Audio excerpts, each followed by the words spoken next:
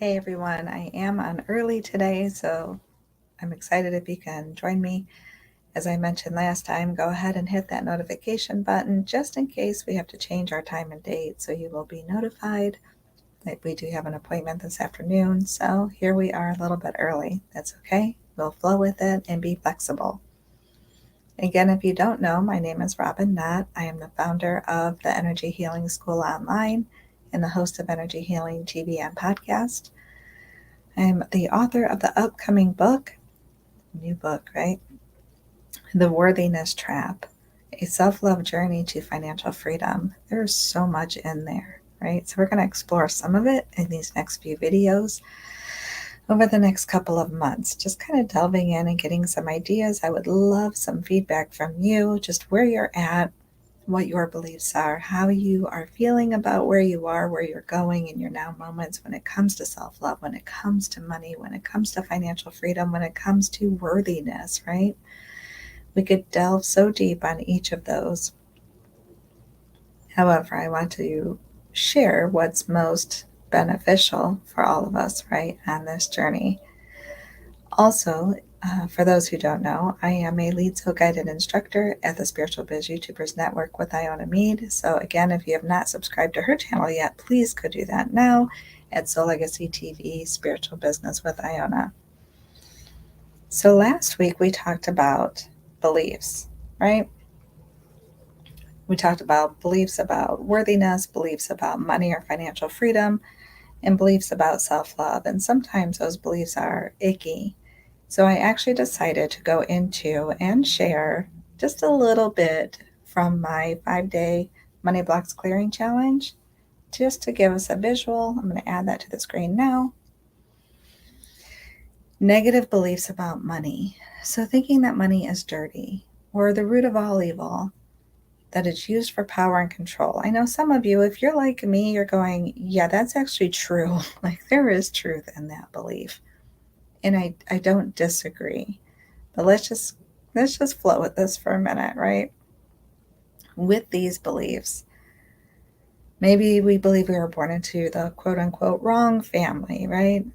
And we believe that people are born into or handed that generation of, say, royalty or the elite groups, maybe where we weren't born into those families. So we just feel like it's not a possibility to have financial freedom. Feeling that we don't deserve because that worthiness trap, feeling unworthy or not good enough to receive it.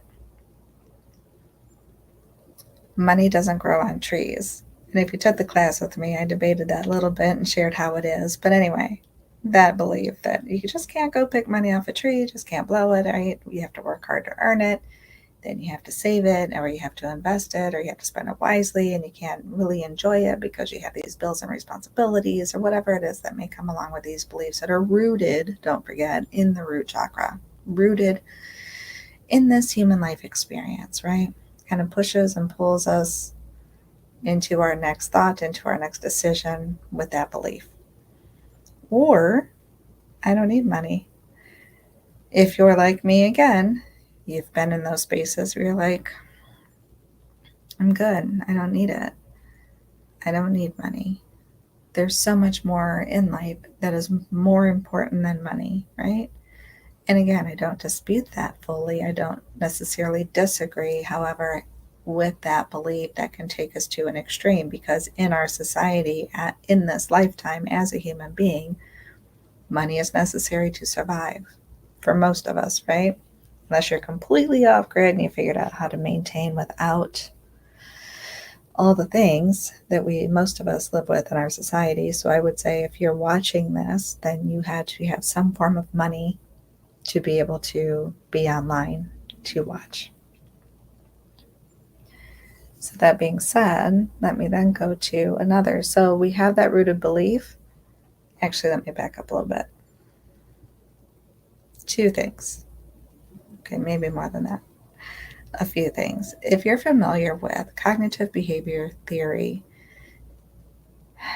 CBT for short, they talk about how our thoughts create our behaviors, our actions. So it goes thought emotion, action, or behavior. Thought, emotion, action. In the classes that I taught, in the programs that I was in, mostly focused on those steps: thought, emotion, action. Change the thought, change the emotion, change how you act or react to it, right? You're reacting to your emotion or your thought. There's that core belief, though, that's underlying. So that's why I want to cover the beliefs, because sometimes we overlook that or we don't address it. I can think myself into an emotion, right? Some people say the emotion comes before the thought. I don't disagree always. I believe it works both ways. So I really like using and moving it through in our conversations through the chakras. When you think of the first three, the lower three, and our humanness, right? Those lower vibrational energy centers that are in line with our spine: the root chakra, the sacral chakra, and the solar plexus chakra. Root chakra, our physical human life experience, right? The beliefs sit in the root chakra. But in the chakras, the next being the emotions. So, not necessarily thought. Thought would actually be in our solar plexus when you're thinking of chakras. However, the difference being between CBT and the chakras, what they say thoughts, I'm saying beliefs. And that thoughts are coming into the solar plexus chakra. Thoughts to the extent of how I identify, like those thought patterns that push and pull me or automate my decisions, my emotions. We have that energy body, though, right? So we have memories that sit in this energy around us. When if you're familiar with trauma or trauma therapy, they talk about how we get triggered. So in that aspect, it's like in that root chakra that's being triggered, the fight, flight, freeze, the human safety, security, survival mode. So we notice oftentimes that might not notice the trigger, but we notice the reaction to the trigger, which is in the emotions in our sacral chakra, stemming from that, which is directly connected to the belief system. I don't know if I explained that well, but let me know what you think. Point being, the energy flows back and forth. We don't really have to know which step comes first, as long as we know how we can transmute it for ourselves to shift that energy into a higher vibrational frequency, right? Get out of and release these money blocks so that we can get into self-love. We can get into acceptance of the worthiness, and we can get into allowing ourselves to have and receive financial freedom. So again, another part I wanted to cover before we get more into emotions, so backtracking and covering a little bit more on beliefs from last week, is I just looked up again, I was led to look up again the actual definition of belief. So the dictionary definition of belief is an acceptance that a statement is true or that something exists. An acceptance that it's true. It's not saying, yes, this is hardcore reality. It feels that way to us. This, right? This is a pen. We would probably all agree that this is a pen, right? This is a reality. It's not just a belief. It is a pen. There's the truth in that. And oftentimes, again, that becomes the battle of what's true and what isn't. But in this aspect, we are talking about beliefs, and it's true for us. For us, for me, there was a time when my belief, I felt it so strongly, I didn't understand that I could change it or there could be a difference in it or that it was just my acceptance of it, that I saw it as concrete as this is a pen, right? That was very true. Learning that there's a difference between my beliefs and this is a pen allows me to expand my life experience. It allows me to open doors to receive different energy, to receive different awareness, to receive a higher awareness, to receive unconditional love, to receive other pathways to explore, healing, releasing, so much more, so much more. So in cognitive behavior theory, CBT, they talk about core beliefs, and the core beliefs are the same as the beliefs that I'm speaking about, and the B in best you, that stands for beliefs, right? It's our most deeply held assumptions about ourselves, others, and the world around us. So it's rooted in our individual, personal human life experience. Some of us may have commonalities in our beliefs and our core beliefs.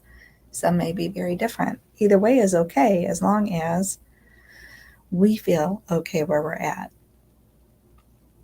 So then I broke that down for the three: the worthiness, the self love, and the financial freedom or money.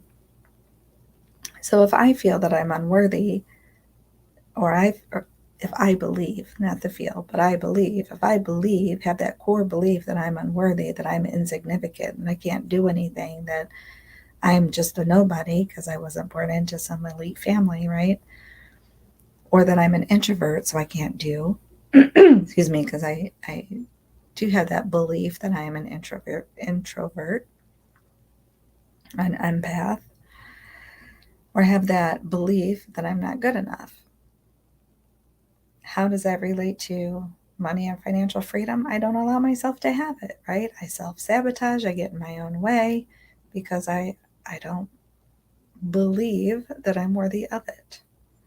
So it leads into that self-love, the belief that self-love is selfish, that self-love is ego-driven, thinking of self as the ego human, not seeing the self in the wider, broader aspect, the soul self, the spirit self, the energy of unconditional love self, the creation,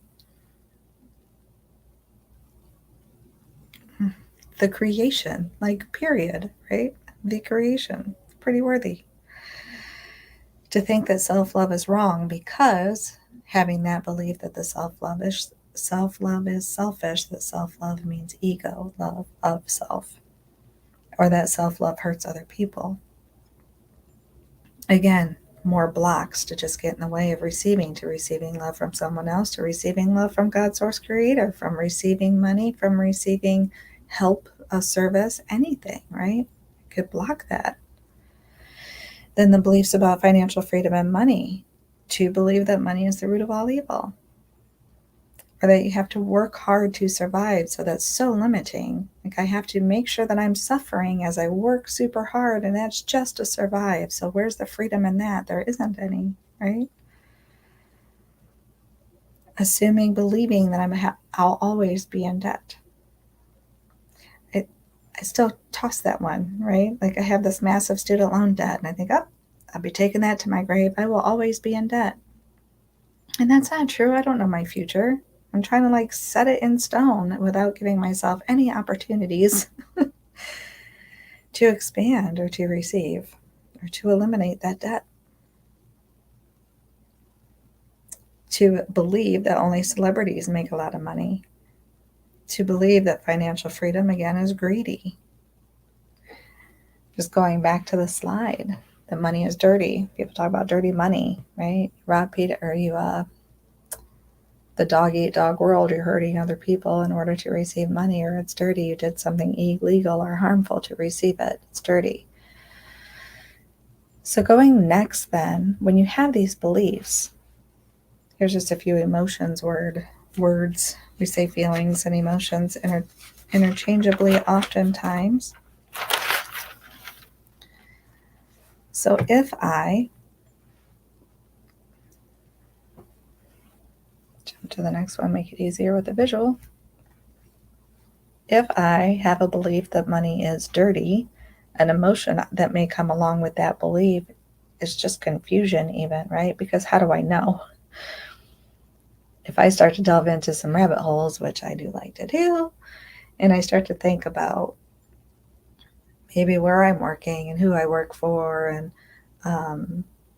how big the organization or company is, and then, who are they connected with, and I'm not picking on any and specifically, but through different jobs that I've had that thought, even in the nonprofit arena, when you think about when I've gone down some rabbit holes to see some of the organizations in different areas and what they were connected with and where that money came from or was used for. Like, it's just twisted, right? If you allow yourself to go into that and get sucked into those beliefs, and then you start to have those emotions of confusion and getting discouraged and angry and resentful and blame, shame, and guilt, because now I see myself as being a part of that very system that I don't want to be a part of, right? All of these form more blocks, ways to stop myself from receiving financial freedom. Maybe it's a way I want to punish myself, right? I went into that, or I should have. We can get into those should thoughts, should have known better, whatever all the patterns that come along with blame, shame, and guilt may be, having those types of beliefs. Make sense? Money is used for power and control. Feel resentful. I was born into the wrong family. I might feel dismayed. I don't deserve money. That hurts, right? Especially how many of you guys, right, are in helping professions in some form or another. In some way, you are providing a service to other people. And then you do work hard, and your heart is in it, and your soul is in it, and you do the best that you can. And then to feel like it's not good enough, or you might feel, that unworthy, rejected. There's some hurt feelings in there. What do you guys think? So that's all I'm sharing from the slides. Just wanted to make that connection of the beliefs and how those beliefs can lead into the emotions. And the heads up when we get into the next video and we talk about in the solar plexus and more about ourself and the humanness and the ego self, and then in that energy that, combining the two, right? Or looking at from both aspects, because we are two. We are the same. We are both human and spirit. We are both human with a soul, right? Physical and energy body. So that energy flows in both ways. What are we manifesting? When I step back to look at my current life experience, my present now moments, and I really have to check myself even on the present now moments, and I'll give you an example maybe. I have to see what's, I question myself, what's going on that is creating and manifesting this, right? So in those areas where I don't feel happy and excited and content and the unconditional love and clear and the flow, and what am I doing to block it? What's still going on and lingering in all of this to block it? So like earlier, I was even thinking, like just feeling that offness, just feeling that irritation and that heavy, dense energy, right? And almost, I don't want to say stuck, but in a way, like, why can't I shake this? I've been doing some things, and why can't I shake it? And then like really bringing it down right now, present moment, what's going on right now? Well, right now, this is what's going on, but no, even more present moment than that, right? Because in this very present moment, that's something that's going on around me in the moment, but that's not what I'm experiencing in the moment. And it's a very different thing.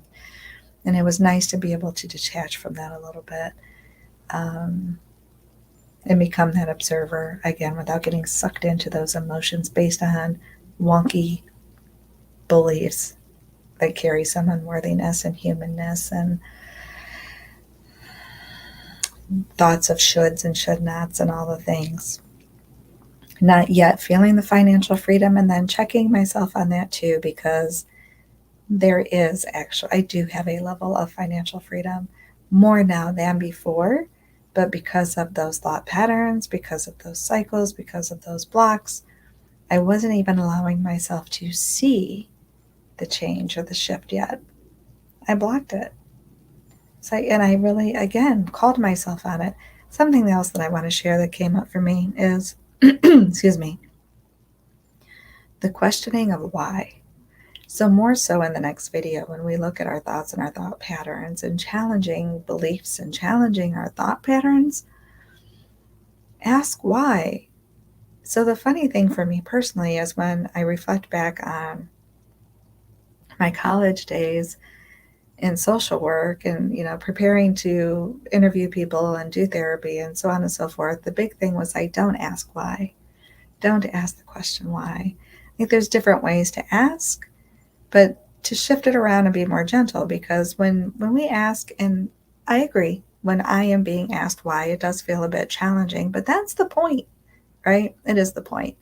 Challenge the ego, challenge the human. Yes, it's irritating. Yes, it is frustrating. Yes, it is annoying, but that's supposed to be.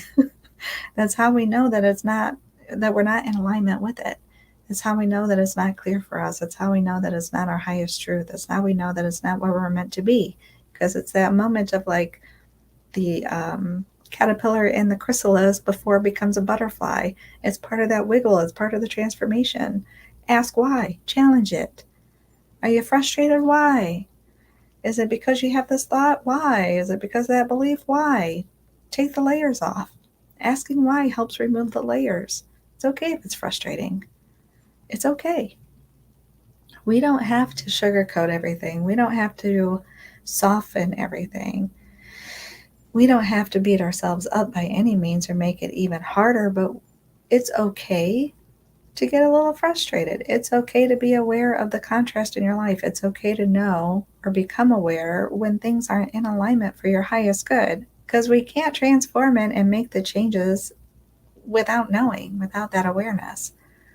If we avoid feeling uncomfortable, let me say it again, if we avoid feeling uncomfortable, we're always going to just keep repeating the same things we've been repeating.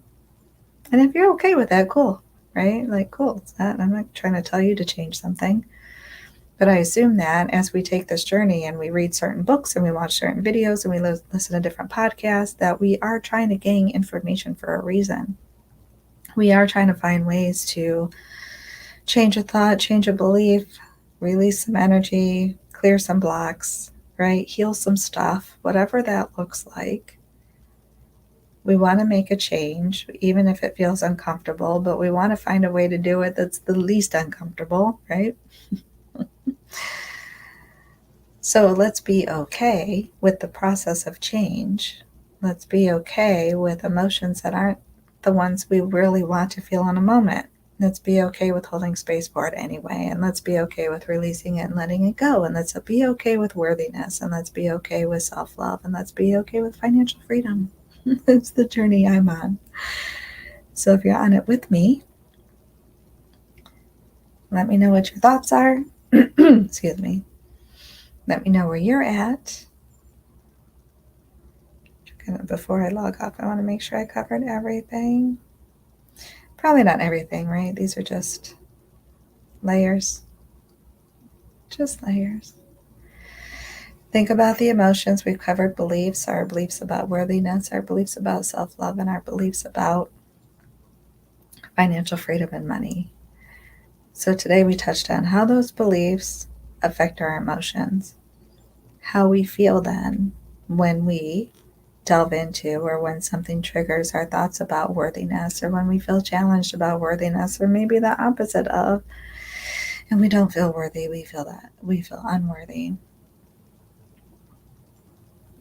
The idea of self-love, the belief of self-love, feeling worthy of self-love, same as and with financial freedom. Do we have to stress over finances all the time? Is it okay to allow ourselves to receive? Is it okay to have financial freedom? What do you think? Is it okay? Do you allow yourself to receive? Do you allow yourself to have? Do you allow yourself to enjoy it? Do you feel like you have to give it all away? Or do you share some? What's it like for you? Drop it in the comments. If you have questions, let me know. We'll cover it more on the next video. Again, my apologies. I came on early, made this one short. Just a busy day. Happens, right? Scratching surfaces, peeling layers. Next week, solar plexus. More on self, thoughts, those thoughts and beliefs, along with our emotions, how it flows in and out, back and forth, releasing more. Gonna check on Mom. Thank you all for being here, live and replay. I will see you soon again. Don't forget to hit the notifications for the next video so you know when I'm live. See you then. So much love.